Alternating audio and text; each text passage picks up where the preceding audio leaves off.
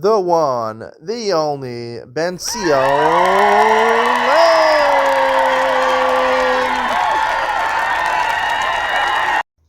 Good afternoon and welcome to Yeshiva YouTube Table Enabled.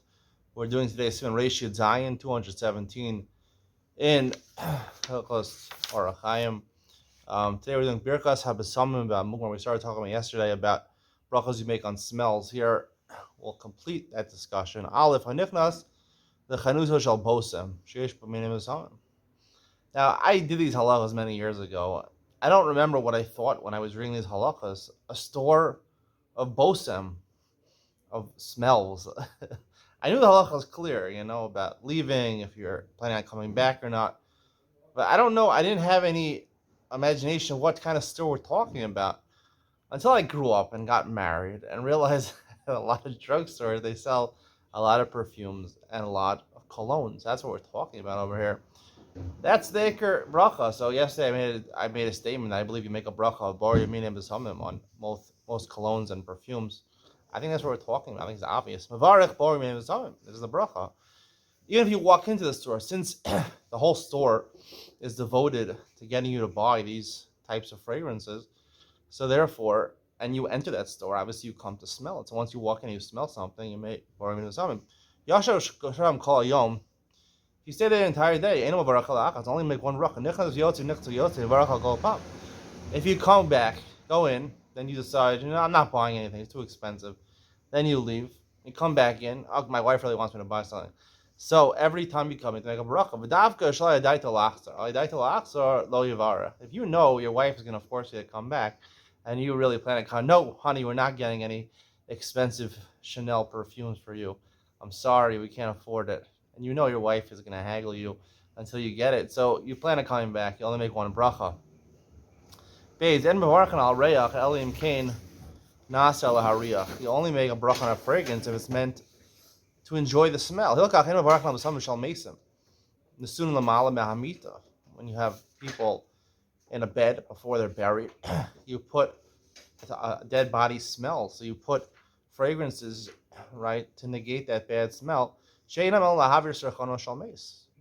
It's like Febreze in the bathroom. Same idea. We'll talk about it in a second. It's just to take away a bad smell. It's not to give a good smell. However, sometimes they put it around the bed, good smells. That's just made, you're honoring the dead person. They want to honor you by having nice smells. Talking about Febreze, if you know what Febreze is. If you have oil that you use to take off, dirt off of your hand, you take oil. Let's say you're talking about hand soap. Hand soap smells, right? Take off the dirt, even though it smells good. Even if you would smell it, the purpose is to remove a bad smell, not to give a good smell, and therefore it doesn't warrant a bracha. Or, I was talking yesterday about going to the supermarket with my wife and her smelling the laundry detergents and the softeners. There's halakha today. You don't make a bracha, even though you smell it. It's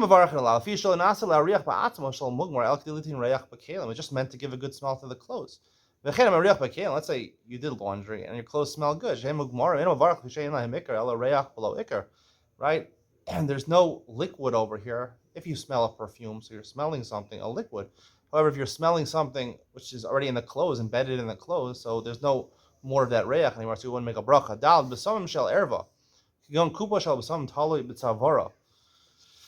This halacha is a little hard to understand. It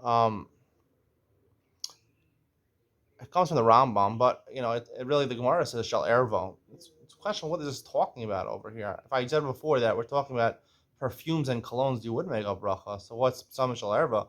People would say it means perfume. I don't know any woman that takes a bottle of Chanel and puts it around her neck. Oh, chezet biyada obefi, or she's holding a bottle in her hand or her mouth. You can't make a bracha on those things, because it might come you to want to kiss this lady or to give her a hug, and that's forbidden. So therefore, you don't make a bracha. So this halacha is very questionable, is understanding what it's talking about. You could say it's talking about when a woman puts on excessive perfume. She puts on too much, and it'll be too strong of a scent to avoid. The Mishnah Berurah says Shal Erva is talking about women that are arayos to you, and nowadays women that are single are also b'cheskas nida. They don't go to the mikvah, so they're arayos. For women that are arayos, so you can't make a bracha if you smell their perfume because it's going to lead you to do an avera, possibly del raisa. I'll give you my explanation, a unique explanation, and Ian Tolina, what I think this is talking about. Because I mentioned before, perfumes, even if you smell on a woman, you should be making a bracha, technically. If you walk into a perfume store, you smell it, you should make a bracha. Hey, b'samim shal avodas kochavim, ein mevarchen aleim, b'sha'asher la'ariach b'hem. If, let's say you go into a church or something like that, and they're making incense, they're making a nice smell in order to help their services, that's usher to make a bracha on it, because it's part of the worship of Avodah Zarah. Even if you have non-Jews that are practicing Christians, right, that do Avodah Zarah, if you assume Christianity is Avodah Zarah, I think it's Avodah Zarah. I think certain forms of Hasidus are also Avodah Zarah. Avodah Zarah just means weird. You look weird, zar, strange. People that do strange things. Even when they're sitting at a meal and they have nice fragrances coming from their table, because when they dine together, the reason they're dining together is to help out, Avodah Zarah, for a cause of Avodah Zarah. He goes outside the city, he's passing by a city, and he smells something.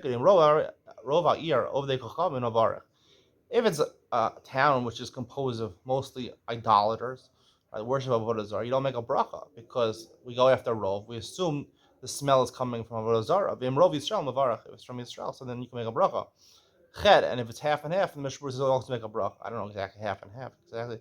Ched Nizariv Reach Navarach Lav Reach Shein Navarach Lav Holken Acharov.